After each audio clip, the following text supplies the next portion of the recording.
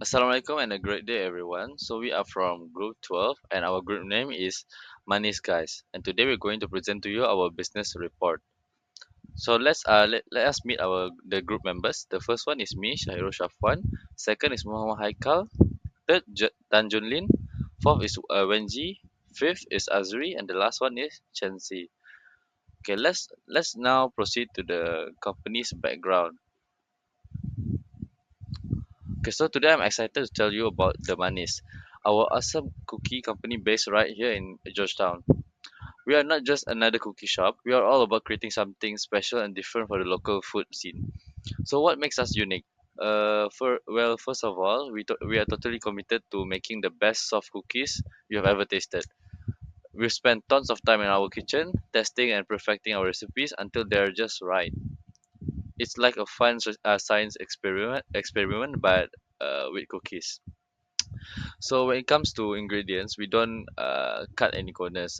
We use really good quality stuff. Think premium chocolate that's environmental friendly. Yeah, something like that. Fresh dairy from local supplies and the best flour we can ever found. So this way, our cookies are just the super tasty, but it's there's also a bit healthier than your average cookies. But the Manis isn't just about cookies. It's about the whole experience. Our store in Georgetown is super cozy and welcoming. You can come in, smell the fresh baked cookies, and just chill out. And if you're looking for a gift, we've got you covered with our beautiful packaging that makes every box of cookies feel extra special. Okay, let me share about our big dreams of the Manis. Our vision is pretty exciting. We want to become the go-to brand for amazing soft cookies in Malaysia. But here's the thing: it's not about being the best cookie company out there, but we really want to is to be known as the place that makes the most delicious, unique cookies that make people smile. Our mission is pretty straightforward. We want to make really good cookies using the best ingredients we can find. And we want to make sure everyone who visits us has an awesome experience. We're starting here in Penang, but we've got plans to spread the cookies all over Malaysia. What's really important to us? Two things. Make sure our cookies are always super delicious, and making sure our customers are always happy.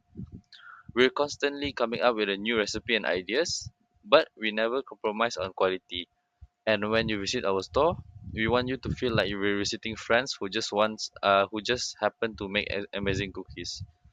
At the end of the day, we're here not to sell cookies, but we want to be part of people's happy moments, whether it's a study break treat, a birthday celebration, or just a regular day that needs a little lighten up.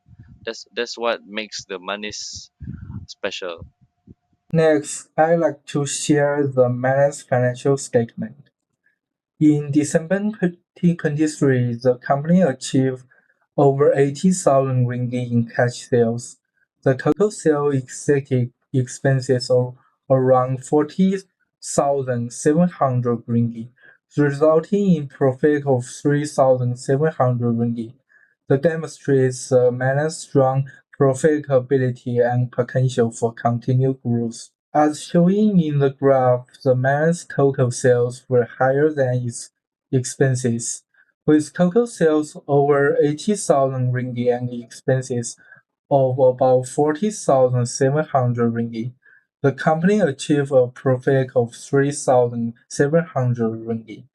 This demonstrates that the business is successfully maintaining profitability.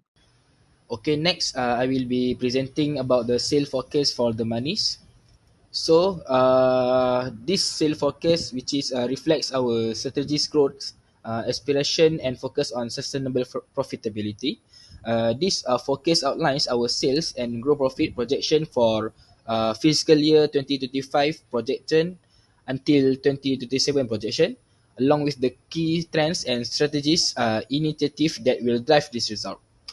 As you can see, for fiscal year 2025, we have set a sales target of RM 14,090 ringgit, marking that the baseline for our growth journey. The gross profit for this period is projected at RM 9,600 with 10 ringgit, which is a healthy margin of 24.5%. This sets a strong foundation for the years ahead. Next, moving into 2026, we are aiming for a 15% increase in sale, reaching RM 17,135 ringgit. Alongside this growth, gross profit is expected to improve to RM 11,241 ringgit, with the margin increasing slightly to 65.61%. This consistent upward trends in both sales and profitability is a result of our ongoing efforts to optimize operation and expand market reach.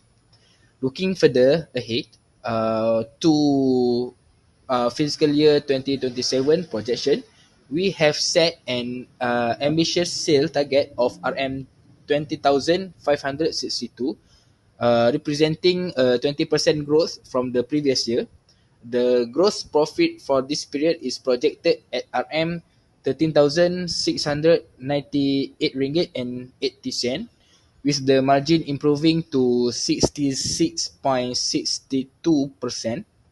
These figures highlights not only our ability to achieve higher sales but also our focus on enhancing profitability through efficient cost management and streamline our operations. There are a few key observations to highlight. Firstly, our sale growth is accelerating years by years, moving from 15% in 2026 to 20% in 2027. Secondly, our gross profit margin steadily increase over time, which also reflects our success in balancing revenue growth with cost optimization. This trend indicates that we are on a strong upward trajectory, positioning us well for sustainable and scalable growth. To achieve these targets, we will focus on three strategic areas. First, we will work on expanding our market presence by penetrating new markets and strengthening our position in existing ones. Second, we will optimize our cost structures by streamlining operation and leverage economies of scale. Finally, we also will focus on improving operational efficiency by adapting advanced tools and technologies to drive productivity while we want to optimize our costs.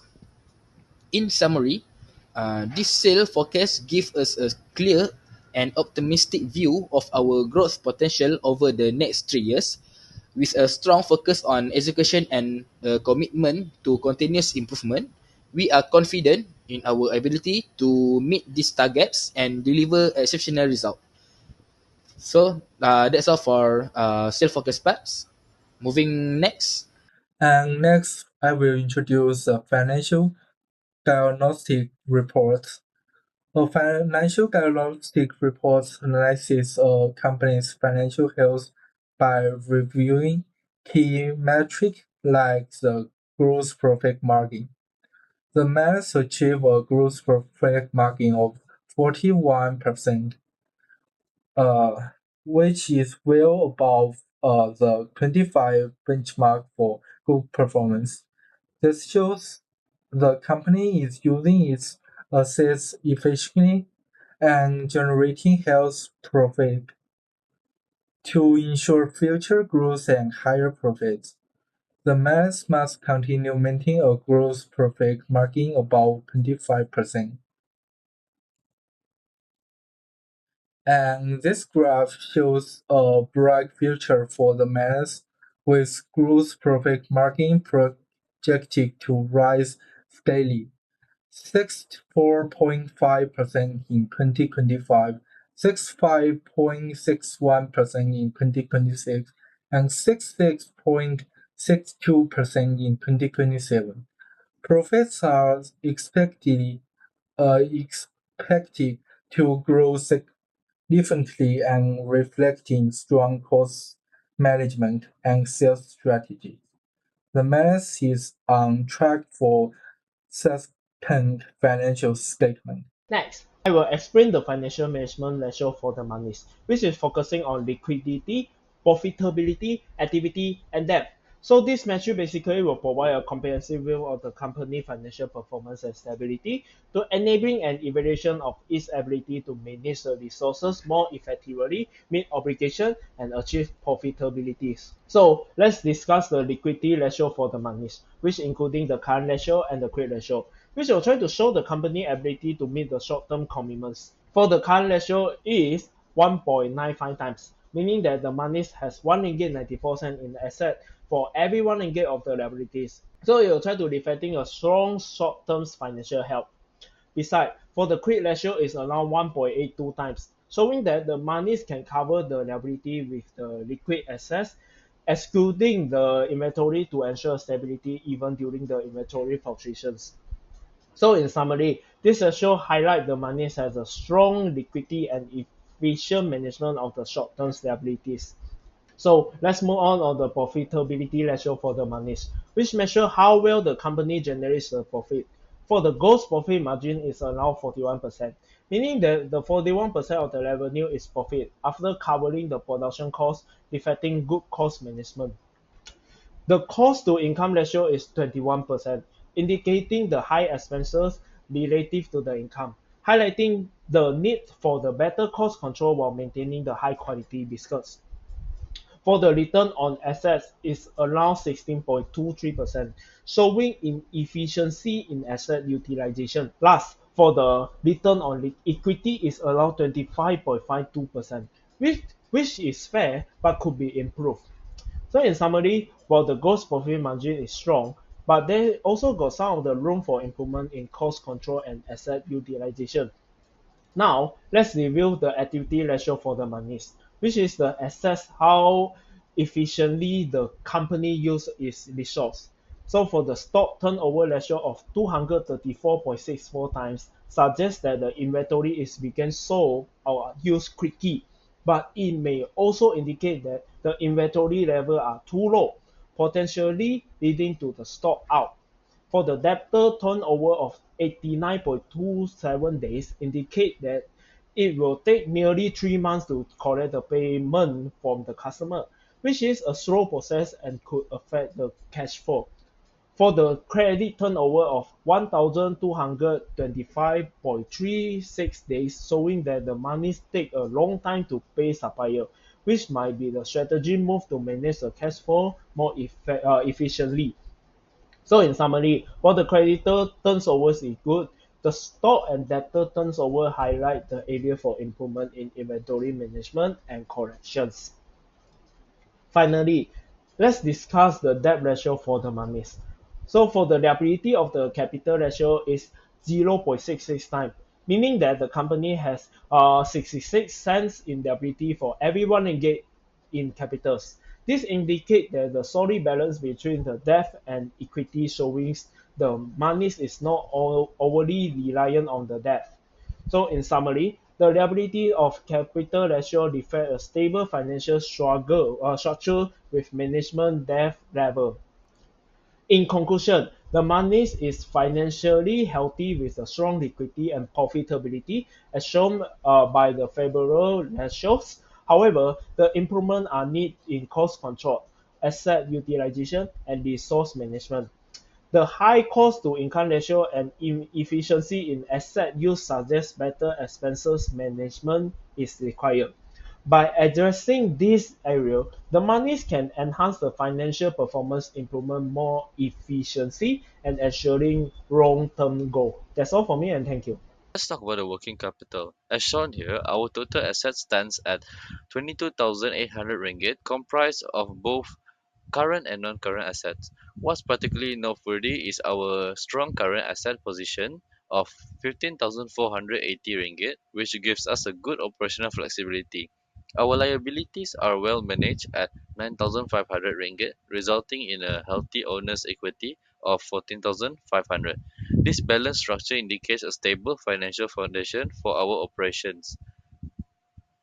Okay, now let's proceed to the monthly profit.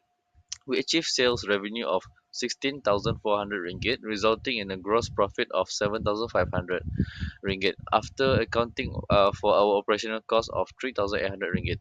We maintain a healthy net profit of 3,700 ringgit, This demonstrates our ability to maintain profitable operations while managing our expenses effectively. It's worth noting that we've achieved this without incurring any tax liability for the period. Now let's talk about the cash balance. We maintain healthy cash flows with total inflows of 38,400 ringgit, primarily from our sales and capital. Our outflows were well managed at 19,520 ringgit, covering various operational and investment needs. This results in positive month-end balance of 8,880 ringgit, split between cash and bank holdings. This demonstrates our effective cash management and ensures we have sufficient liquidity of our ongoing operation. I'm Manjay. I'm going to continue to talk about the obstacles and limitations faced by our company. First of all, let's begin by discussing the first challenge, which is the limited market reach. Currently, the Belize lacks a sufficient delivery infrastructure to expand its market. This limitation restricts the company to Georgetown, preventing it from reaching customers in other cities or other regions. Without a wider customer base, opportunities for growth remain limited, making market expansion a key priority. Moving on to the second challenge, which is the competition in the market. The Venice faces the competitions from larger, well-established cookie brands and also the local bakeries offering similar products. These intense competitions make it difficult to stand out and hinders efforts to build a loyal client base. Establishing a unique identity is essential for gaining a competitive edge and securing a strong market position. The third challenge is seasonal demand fluctuation. Sales peak during holiday seasons but drop significantly during off-season. This inconsistency creates revenue instability and forces the company to constantly adjust its operational and also financial strategies. Finding ways to maintain demand during off-seasons is crucial for ensuring a steady revenue stream. Last but not least, the fourth challenge is dependency on ingredient supply. Dominies relies on high-quality ingredients which are vulnerable to price fluctuations, shortages, supply chain disruptions. These issues can increase production costs, delay product availability, or affect the company's profitability. Developing a stable and diversified supply chains is critical to mitigate these risks. All right, let's talk about the recommendations. Firstly, the expanding market reach. To achieve this, the company should focus on developing a robust delivery infrastructure. Collaborating with third-party platforms like GrabFood or Foodpanda can help reach customers in other cities or regions. Additionally, enhancing the company's digital presence through an optimized e-commerce platform and targeted social media will boost visibility and also attract new customers. Moving on to the second recommendation, which is the differentiating in competitive market. To stand out, the companies can introduce unique selling points such as innovative flavors like vegan or low sugar cookies and also premium packaging. Using compelling brand storytelling can create a stronger emotional connections with the customers. Hosting promotional events and collaborating with local businesses will further attract a loyal customer base and solidify the brand identity. The third recommendations will be the seasonal demand fluctuations. To smooth out revenue during off-peak periods, the companies can launch limited editions, non-holiday themed products. Implementing loyalty programs to reward repeat purchases can also help maintain customer engagement. Additionally, collaborating with corporate clients for customized gift boxes or catering service will provide steady income throughout the year. Finally, let's discuss about the strengthening supply chain and also financial management. Building relationships with multiple suppliers and securing long-term contracts can stabilize ingredient supply and reduce vulnerability to disruptions. Exploring a local alternatives and maintaining a buffer stock will also ensure uninterrupted production. Reinvesting profits in delivery infrastructure, marketing, and equipment upgrades while closely monitoring financial metrics will enhance operational efficiency and also support long-term stability. So, in conclusion, the Manis has the potential to thrive as a premium cookie brand emerging by addressing key challenges. To follow all these recommendations, the company can achieve sustainable growth and long-term success while delivering exceptional value to its customer. And that's all from me. Thank you.